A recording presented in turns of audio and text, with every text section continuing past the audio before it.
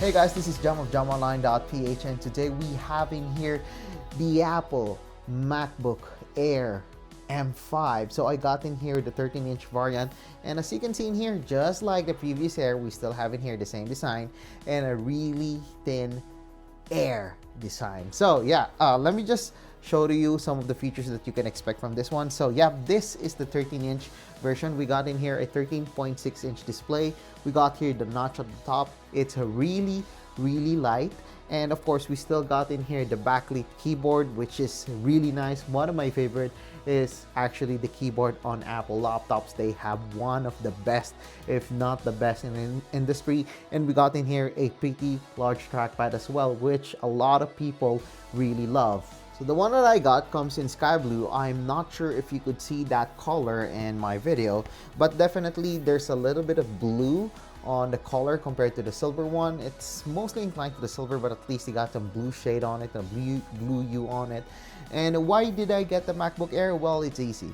I just need a 4K video editing laptop, and I need a portable laptop that I can use for my everyday usage, and the MacBook Air is perfect for that. I don't need the fancy MacBook Pro because I just don't need the ports. I have the dongle for that. Now, going back, we have in here two Thunderbolt 4 ports, which are very accessible and really fast if you have a Thunderbolt devices, and of course a MagSafe connector. So the one that comes with this one is actually a 40 watts charger. The 40 watts charger can go up to 60 watts. It's actually this one. It's really small. It's the size of a phone charger, and you could probably just use any other chargers if you wanted to, because this one can definitely support that. And the M5 processor is a really efficient processor, whether you want to use it for gaming or even for AI. Now, on the other side, of course, we got in here the headphone jack. Unfortunately, we only have two USB-C ports in here, so you'll have to definitely dedicate those resources or those ports to your monitors, or like if you have a dongle for it. Now, speaking of dongle, you only have two USB-C ports, and this one supports two 4K at 144 hertz monitors. If you have a 4K 240 hertz, well, we can only support one on the MacBook Air M5. And to be honest, I'm not really complaining on that.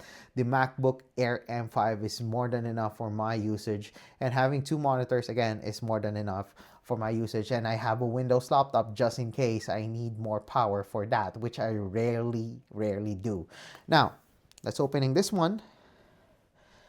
We got in here the Touch ID as well.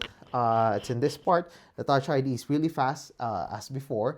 And again, there hasn't been a change on the design of the MacBook Air since the MacBook Air M2, and I'm not really complaining on that. The 13.6-inch display is nice, it's bright, but definitely not on the OLED level. Color-wise though, I actually appreciate that they're using DCI-P3 on this one, so the colors of this one is pretty good, but definitely not the best, and it's only at 60 hertz. So if you are a gamer, if you love to play games, well, that might be a problem for you. You might need a better display for that. As for me, I do have an Ultra Gear monitor from LG, which I will use just in case I want to have a higher refresh rate, which I rarely think that I would need that on the MacBook Air, considering I'm going to use it for productivity, for work, and most of that stuff, and not for gaming. As for gaming, I do have a Lenovo Legion Go and also my Legion laptop for that.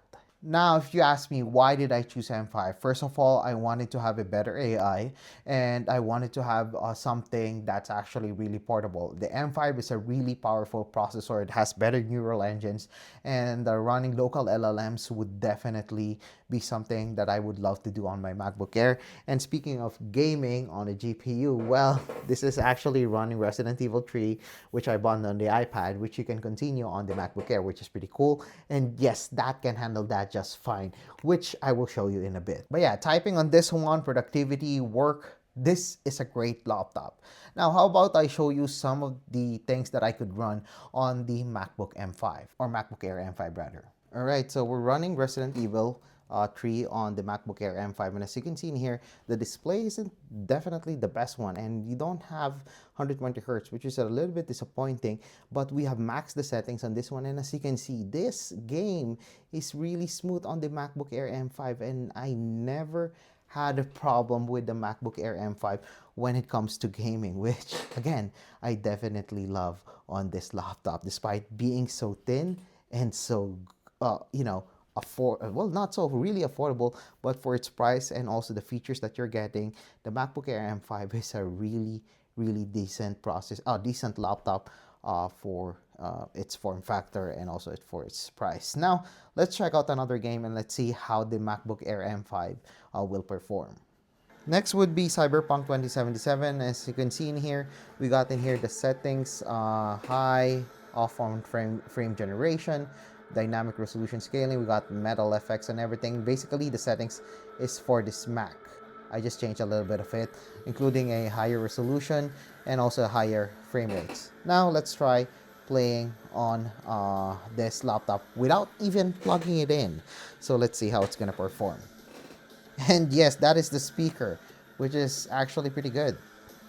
And while I don't have like an FPS counter on this, you'll definitely know that even without plugging in the laptop, this is actually a really good sign. Like the frames that we're getting in here is actually really good. I didn't expect that the MacBook Air M5 would have a frames like this, especially for a game like Cyberpunk 2077. Not only that, this is an optimized game for Mac, this one does have a really good graphics and it looks really good on the MacBook Air M5. And again, we only have a 10-core GPU on this one. It's not the highest one, and the specs that I have is the 24 GB of RAM with, or unified memory rather, with 1 TB of storage. And look at that.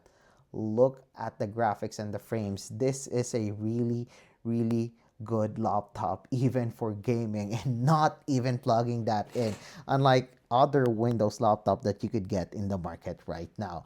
But yeah, that is just a short preview of what to expect with the MacBook Air M5 when it comes to gaming.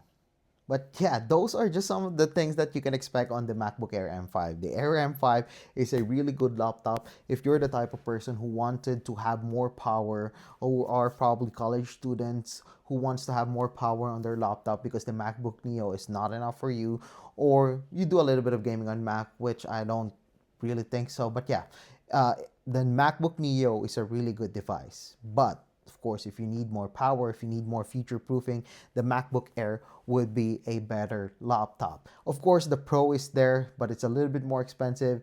If you are a type of content creator who only edit videos at 4K, this is probably more than enough for you. But if you are the type of person who always edits on 8K, probably you're living off when creating videos, doing AI, you probably need the M5 Pro or the M5 Max. But for most people, the M5 Air or even the MacBook Neo would be more than enough. And again, if you just need more power, gaming like Cyberpunk 2077, or a little bit more storage, a little bit more unified memory, then you could go for the MacBook Air. So yeah guys, that's it for our video for today. So if you like this video, don't forget to give us a thumbs up. And of course, don't forget to subscribe to our channel and be sure to click that subscribe button along with that bell button to get notified of my latest videos here in my YouTube channel. So once again, I'm Jam of JamOnline.ph. Thank you for watching and see you guys again in my next video.